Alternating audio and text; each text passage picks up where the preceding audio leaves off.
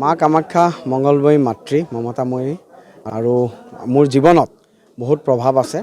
গতিকে কালি চামগুৰিবাসী ৰাইজে জাতি বৰ্ণ ধৰ্ম নিৰ্বিশেষে আমাক মোৰ লগতে সমগ্ৰভাৱে ভাৰতীয় জনতা পাৰ্টীক আৰু মিত্ৰজোঁটক যি আশীৰ্বাদ দিছে, গতিকে তাৰ কাৰণে আজি মাৰ ওচৰত এবাৰ সেৱা জনাবলৈ আহিলোঁ, আহি থাকোঁ। গতিকে মাৰ ভক্ত আৰু আমি জানো যে অসমখন মা কামাখ্যা মহাপুৰুষ শ্ৰীমন্ত শংকৰদেৱ সকলোৰে আমাৰ ভূমি হয়।